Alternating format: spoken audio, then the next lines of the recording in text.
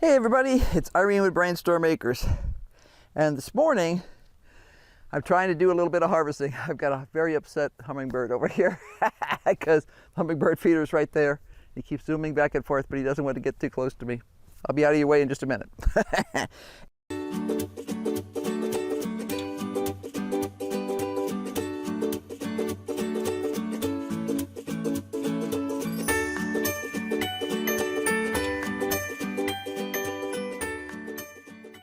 These are provider green beans. They were covered part of the time. They were covered for the last hailstorm and part of the time for the previous hailstorm, but the cover was ripped off.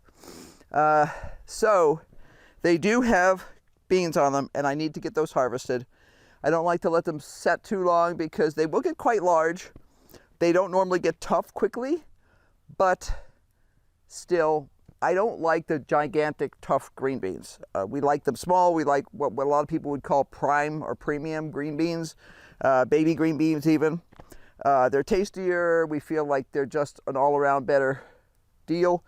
And we're here to grow high-quality, premium stuff, and we try not to grow any of the other junk like you'd get in the grocery store. So let's see what we can find here. I was out here this morning and I was weeding and fertilizing. So all the beds are getting fertilized this morning to help give everybody a little bit of a bounce back after this last smack. Now I'm going to pick some here that are a little on the small side, but that's okay, we'll eat them.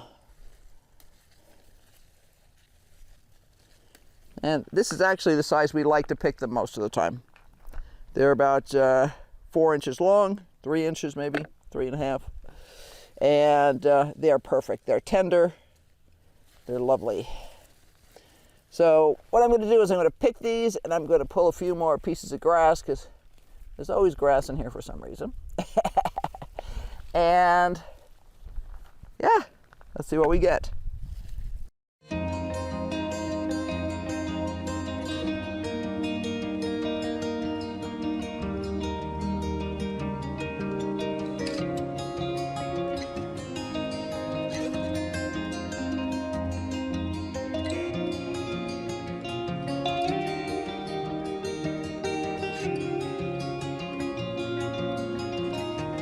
Whoa, too big.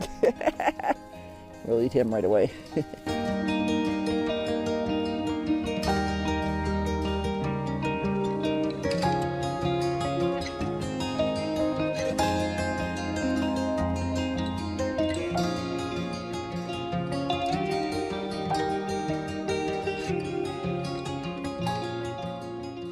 Hello. Hello. I need to interrupt you for a second. What's up? I have the evaporative cooler running in the greenhouse now. Okay. I assume you reattached the water? Yes. Okay. And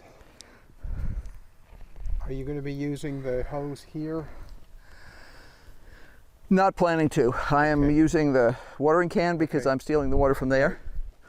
Are you going to pump the water from there? That's what I'm getting ready to say. Awesome. To do. That'd be great. Okay.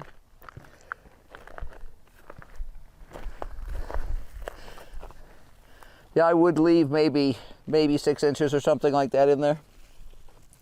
So just a little bit. I've got a good bit of the garden already taken care of this morning in terms of water. Well, it won't pump down all that fast. No, it won't. And that refills even from the smallest dribbles. So the smell over here right now is amazing. I'm standing in oregano, I'm brushing against basil, and I'm brushing against dill. So it's like, oh, it smells wonderful here.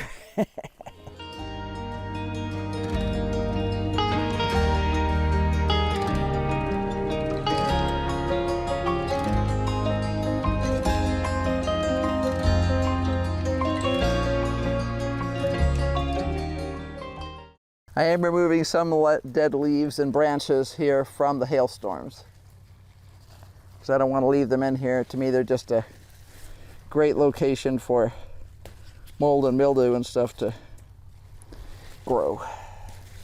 So I like to keep them cleaned out.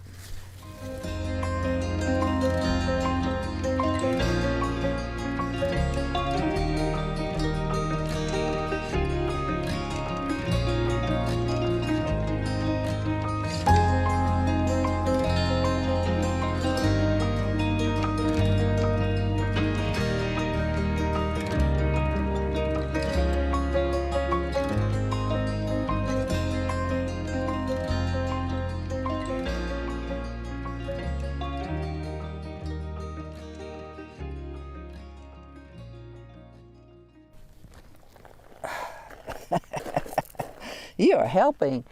She says, I enjoying the shade. Okay. I think that's it.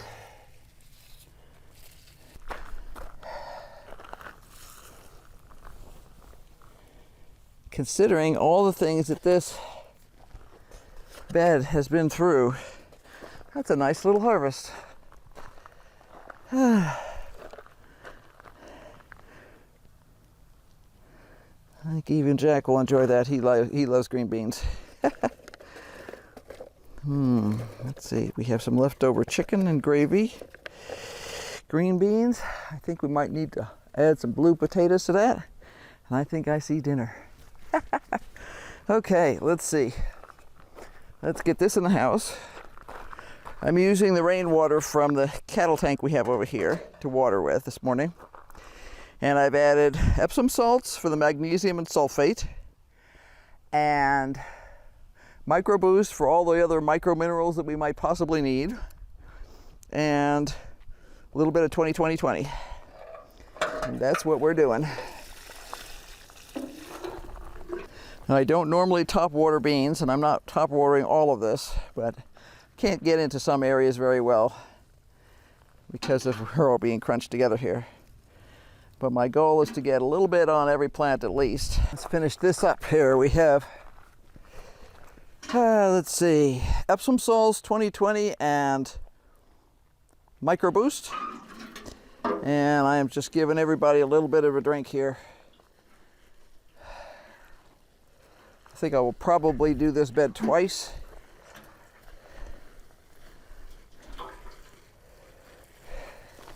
And I know from experience, we're going to see monster happiness on these plants in the next little bit. Usually, even plants that are looking pretty sad will look great in about a week. And these are not really looking sad, so they're going to be super happy in about a week. I'm going to clip this back to make it easier. A couple of tablespoons of Epsom salts, about 2 teaspoons of Micro Boost, and a couple tablespoons of 20-20-20.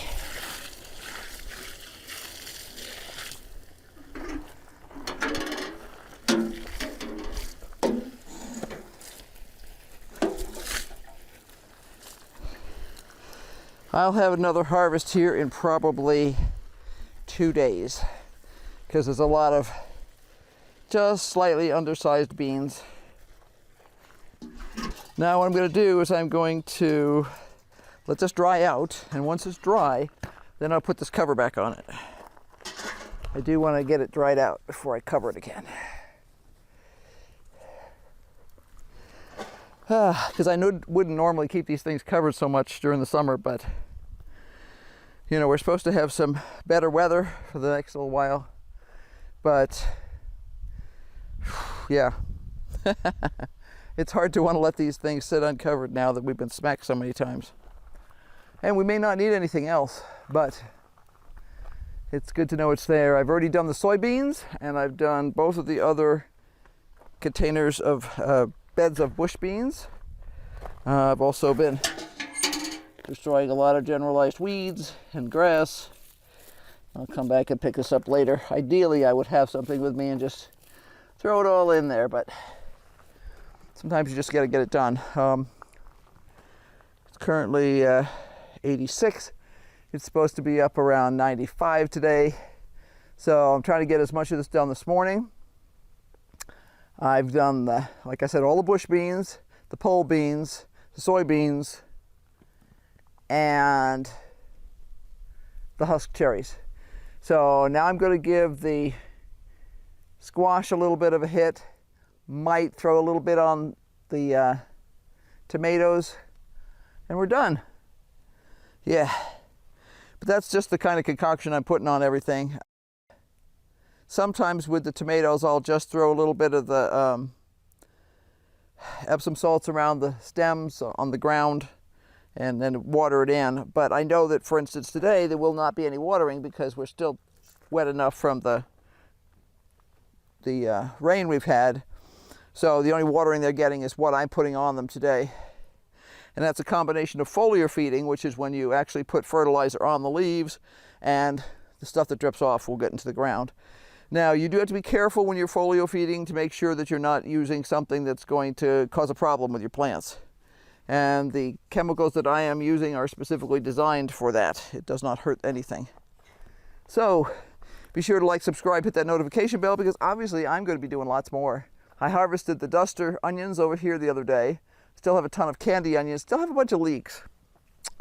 You know, I love leeks, but I'm not sure that we eat enough to make it worthwhile in the future. This bed over here has gone totally insane. It is now full of peppermint, which it used to be 8 years ago. I'm not sure that some of the things I'm growing are going to get grown again. The leeks, like I said, I love leeks, but we tend not to eat them that much. Well, think about it. Maybe if I preserve them and we kept them for wintertime when potato leek soup sounds like a good idea. Most of the things I like leeks used in are hot meals that are too hot for summer. So, we'll see. Probably will not grow as many potatoes either, or as many varieties at least. Hi, hummingbird. Zoom. Probably not as many varieties next year. But we'll see. It's always hard to make those decisions. We really do like the blue.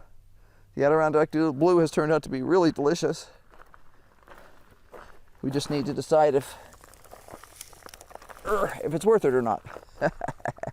This rain has been great for the plants, except for the hail, but it's been a little problematic for the weeds. We actually need to get in here and mow, which is something we haven't done much in the last couple of years.